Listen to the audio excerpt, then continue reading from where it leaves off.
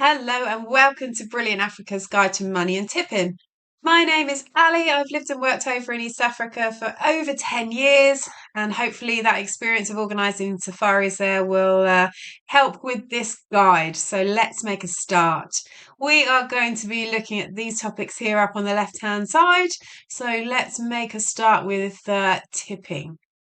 So, as in anywhere in the world, tipping is at your own discretion. Whatever currency you have with you will be appreciated by the person you're giving it to. So, if you've got USD, euros, British pounds, Australian dollars, Kiwi dollars, they will be accepted because they will be able to be changed up at Bureau de Change. Do make sure when you do give or do have these notes that they are in good condition. So no rips and no sort of pen marks or any sort of markings on them because they will not be accepted by the Bureau de Change. Also, when you come to tipping, think about all the people you can't see. So think about your housekeepers, your askaris, your chefs, your kitchen porters.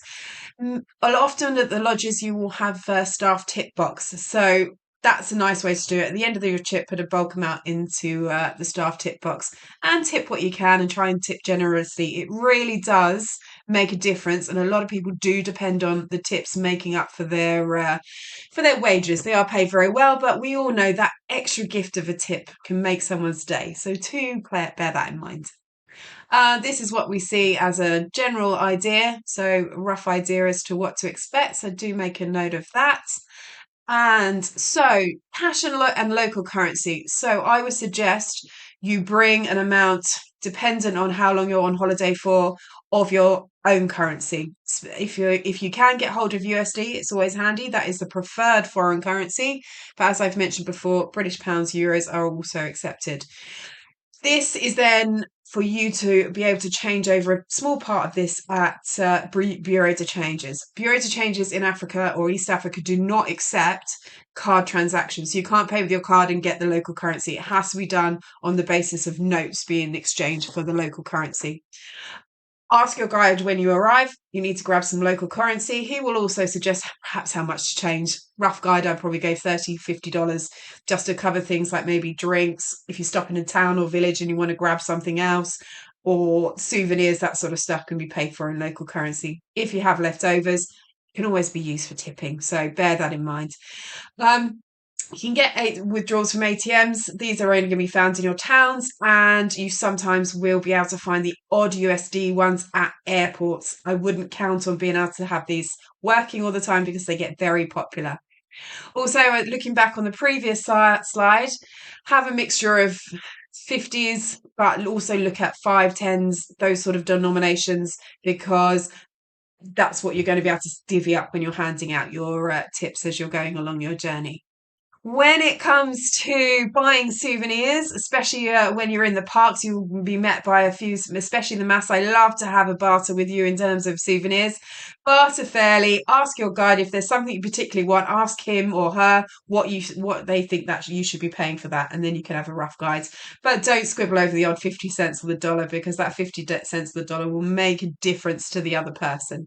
So also think about that.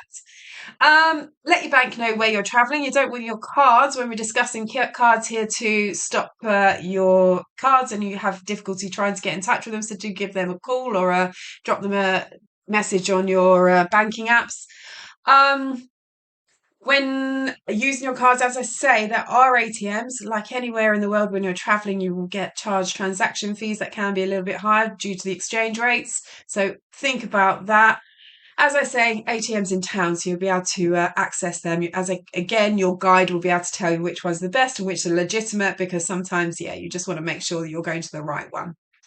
Most of the lodges you go to will accept card payments. Just check when you arrive. Again, check with your guide or your driver that this is okay, so that you can know for sure that you can perhaps have a few extra glasses of whiskey or an extra Diet Coke, or maybe go for the full spa treatment and be able to pay for it at the end of it. So just double check with your guide, double check with the lodge that it's working. Sometimes the Wi-Fi can go and it can make it a little bit tricky, so that you can enjoy your stay at the lodges and pay for anything auxiliary on your credit or debit cards. Then finally, donations. People, like anywhere in the world, people know that tourists are coming to this area and they might ask you for maybe some small change, some money, or the children will be especially asking you for pens or pencils and sweets and that sort of stuff. I would engage in a conversation, a chat, say hello, but I would steer clear of giving anything away because it can then become a little bit sort of full on for you. Ask your guide, ask the people at the lodges, is there a wonderful project nearby here? And then get your friends when you go back to your home country to get involved, message the people, see what they need, see what you can do to help, and do it that way. So I hope this information has helped. Any questions you have, do feel free to get back to me and I will be happy to help and steer you in the right direction. And look out for more information on the website. But for now, thank you for listening and watching, and Safari and Gemma, and enjoy your travels to East Africa.